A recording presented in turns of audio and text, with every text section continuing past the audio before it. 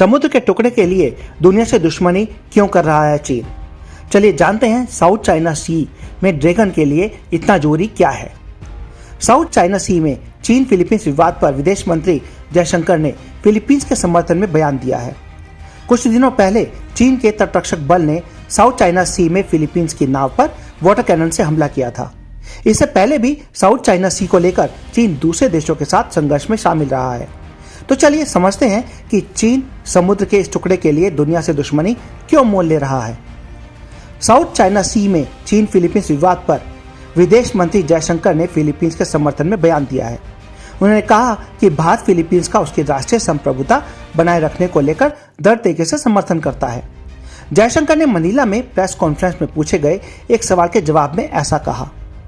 कुछ दिनों पहले ही चीन के तटरक्षक बल ने साउथ चाइना सी में फिलीपींस की नाव पर वाटर कैनन से हमला किया था। यही नहीं, चीन फिलीपींस के अलावा और भी कई देशों के साथ इलाके की दावेदारी पर संघर्ष कर रहा है।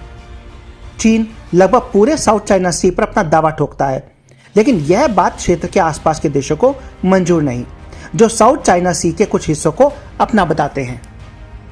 अंतर्राष्ट्रीय कानून भी चीन के दावों को खारिज करता है। इस सब के बावजूद चीन अलग अलग हथकंडे अपनाकर विवादित क्षेत्र को अपने कब्जे में करने की कोशिश करता रहा है। चलिए समझते हैं कि चीन साउथ चाइना सी के लिए दुनिया से दुश्मनी क्यों मोल ले रहा है। साउथ चाइना सी हिंद महासागर और प्रशांत महासागर के बीच में है।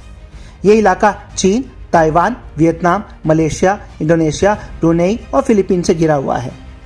इंडोनेशिया के अलावा बाकी सभी देश इलाके के किसी न किसी हिस्से को अपना कहते हैं। ऊपर से देखें तो यहाँ करीब 250 छोटे बड़े द्वीप हैं और लगभग सभी द्वीप निर्जन हैं। इनमें से कुछ तो कई महीनों तक पानी में डूबे रहते हैं, तो कुछ अब पूरी तरीके से डूब चुके हैं। फिर भी इस इलाके को हासिल करने के लिए कई देश संघर्ष क्यों कर रहे हैं? ऐसा आर्थिक, सामरिक और ऐतिहासिक कारणों से हो रहा है। पूरे साउथ चाइना सी पर 1939 से लेकर 1945 तक जापान का कब्जा था, लेकिन दूसरे विश्व युद्ध में जापान की हार के बाद चीन ने इस पर अपना कब्जा बढ़ाना शुरू कर दिया। चीन दावा करता है कि 2000 साल पहले चीनी नाविकों और मछुआरों ने साउथ चाइना सी को सबसे पहले ढूंढा, इसे नाम दिया और यहाँ काम शुरू किया। इन्हीं बातों का हवाला देते हुए चीनी सरकार ने दूसरे विश्व युद्ध के बाद आधिकारिक तौर पर इलाके का एक मानचित्र यानी कि मैप जारी किया। इसमें 9 लकीरों के जरिए 30 लाख स्क्वायर किलोमीटर के साउथ चाइना सी के एक बड़े हिस्से और लगभग सभी द्वीपों को अपने हिस्से में दिखाया गया। इन लकीरों को 9 डैश लाइन कहा जाता है। हालांकि चीन ने इन डैश लाइन को लेकर अब तक कोई स्पष्टीकरण नहीं दिया। फिर भी मौजूदा चीनी सरकार उसी समय के मानचित्र के आधार पर बाकी देशों के खिलाफ आक्रामक कार्यवाही कर रही है।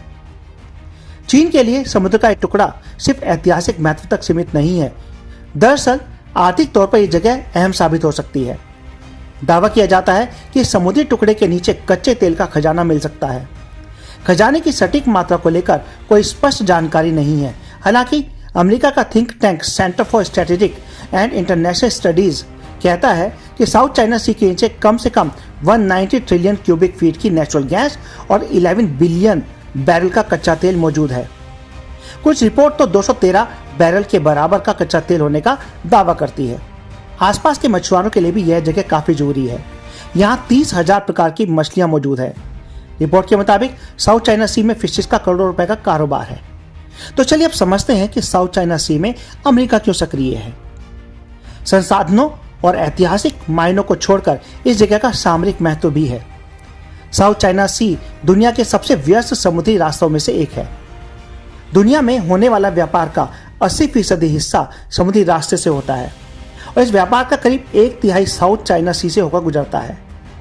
Centre for strategic and international studies के अनुसार इस रास्ते से सालाना करीब $3.37 ट्रिलियन का बिजनेस होता है। अमेरिका ताइवान से जो कंप्यूटर चिप्स खरीदता है वो इसी रास्ते से जाती है। उसके युद्धपोत भी इसी इलाके से नियमित तौर पर गुजरते रहते हैं। इसलिए साउथ चाइना सी मसले में अमेरिका की भी खासी दिलचस्पी है। अगर चीन अपने मंसूबों को पूरा करने में कामयाब होता है तो वो साउथ चाइना सी में नो फ्लाई जोन भी बना सकता है, और अगर ऐसा होता है तो इस इलाके से गुजरने वाले लड़ाकू विमानों पर भी वो रोक लगा सकता है। तो आखिर क्या कहते हैं अंतर्राष्ट्रीय कानून? 2012 में साउथ चाइना सी को लेकर फिलीपींस और चीन के बीच विवाद इतना बढ़ गया कि मामला अंतर्राष्ट्रीय अदालत पहुंच गया। उस समय चीन ने फिलीपींस के मछुआरों को मछली पकड़ने से रोक दिया था। चीन ने कहा था कि वो उसके इलाके में घुस आए थे, जबकि फिलीपींस ने कहा कि मछुआरे हमारे exclusive economic zone means EEZ के हिस्से में ही मछली पकड़ रहे थे। EEZ संयुक्त राष्ट्र के 1982 के समुद्री कानून का हिस्सा है। इसके तहत एक तटीय राज्य के 200 मील के आसपास का इलाका उसका EEZ यानी कि एक्सक्लूसिव इकोनॉमिक जोन कहलाता है। इस क्षेत्र में उसको समुद्री संसाधनों की खोज और इस्तेमाल करने का पूरा अधिकार होता है। चीन फिलीपींस के मसले को सुलझाने के लिए संयुक्त राष्ट्र के law of the sea convention के तहत एक ट्रिब्यूनल बनाया गया था। अब ट्रिब्यूनल ने फैसला फिलीपींस के हक में दिया। कोर्ट ने कहा कि चीन के पास ऐतिहासिक तौर पर समुद्री क्षेत्रों के भीतर संसाधनों का दावा करने का कोई कानूनी आधार नहीं है। इस सब के बाद भी विवाद खत्म नहीं हुआ। चीन ने ट्रिब्यूनल के फैसले को मानने से इनकार कर दिया। उसने कहा कि मसले का हल बातचीत से किया जाना चाहिए, लेकिन तब से लेकर अब तक इस विवाद पर कोई सफल बातचीत नहीं हो पाई है। कम से कम 26 देश साउथ चाइना सी की अंतर्राष्ट्रीय स्थिति को बनाए रखने में प्रत्यक्ष आर्थिक हित का दावा करते हैं। वहीं चीन का दावा है कि इसके साथ उसका ऐतिहासिक संबंध है और इसलिए उसका इस पर विशेषाधिकार है। फिलीपींस इस समुद्री मार्ग पर अपने नियंत्रण के दावे को मजबूत करने के लिए इसे पश्चिम फिलीपींस सागर के रूप में देखता है। अलग अलग देशों के दावे यह साबित करने के लिए काफी हैं कि साउथ चाइना सी कितना अहम है। आखिर बाकी देशों से आगे कैसे निकला चीन? इस रेस में चीन बाकी सबसे आगे है। उसने पानी के बड़े हिस्से पर अपना दावा मजबूत करने के लिए कृत्रिम द्वीप का विकास किया है। मानव निर्मित रेत के टीलों पर दर्जनों सरकारी भवन, रनवे, एयरक्राफ्ट हैंगर और मिसाइल लॉन्च पैड बनाए गए हैं। 2018 से लेकर 2023 के बीच करीब 4000 एकड़ के प्रयोग करने वाले योग्य एक विशालकाय क्षेत्र का भी निर्माण किया गया है और कहा जा रहा है कि यहाँ न्यूक्लियर लॉन्च पैड भी बनाए गए हैं। लेकिन यह किसी को नहीं पता कि ये कभी इस्तेमाल किए जाएंगे या नहीं। हालांकि चीन की मंशा काफी स्पष्ट है। तो चलिए बात करते हैं क्या होगा अगर चीन ने इस पर कब्जा कर लिया। अगर चीन साउथ चाइना सी पर नियंत्रण हासिल कर लेता है तो वैश्विक व्यापार का एक मुख्य मार्ग और अमेरिका की अर्थव्यवस्था उसकी मुट्ठी में होगी। इस बीच ताइवान के आसपास चीन की ओर से सैन्य विस्तार और आक्रमण अभ्यास लगातार चल रहा है। स्पष्ट है कि साउथ चाइना सी अब दुनिया के सबसे बड़े देश की आर्थिक महत्वाकांक्षा का एक हिस्सा बन चुका है, जिसे वह किसी भी कीमत पर हासिल करना चाहता है। चीन ने इन कृत्रिम द्वीपों पर कई हजार मीटर लंबे रनवे बनाए हुए हैं और वो सैन्य रनवे हैं, यानी वहां वो लड़ाकू विमान उतार सकता है। वो कच्चे तेल के बड़े बड़े टैंक जमीन के नीचे समुद्र में धंसाकर वहां तेल के विशाल भंडार बना रहा है। द्वीप की सुरक्षा के लिए या कई द्वीपों की सुरक्षा के लिए उसने वहां मिसाइल सिस्टम भी लगाया हुआ है और ये सारा काम उसने पिछले कुछ ही महीनों में किया, जो अपने आप में बहुत बड़ी उपलब्धि है। आधुनिक इतिहास में ये अब तक का सबसे बड़ा विनाशकारी कदम है, जिसमें पर्यावरण को गंभीर नुकसान पहुंचा सकता है। लंबे समय से चीनी सेना की कोशिश रही है कि चीन की मुख्य भूमि की तरफ आने वाले सभी रास्तों पर उसका नियंत्रण हो। ऐसा करके वो समुद्री रास्तों से आने वाले अमेरिका या किसी और देश की नौसेना को अपने तट से दूर रख सकता है। इलाके को लेकर अमेरिका और चीन के बीच भी टकराव बढ़ने का खतरा है। अगर अमेरिका कहता है कि चीन इन द्वीपों के जरिए सैन्य गतिविधियों को अंजाम नहीं दे सकता, तो दोनों के बीच सैन्य टकराव की संभावना भी और बढ़ सकती है।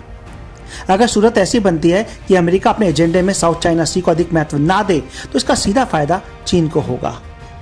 शतरंज की इस बिसात पर अगर चीन बड़ा खिलाड़ी बनकर उभरता है और अमेरिका सक्रिय रूप से इस इलाके में दखल नहीं देता, तो असल मायनों में चीन के लिए इस इलाके के सभी द्वीपों, पूरे समुद्र और एयर स्पेस पर कब्जा करने का रास्ता साफ हो जाएगा।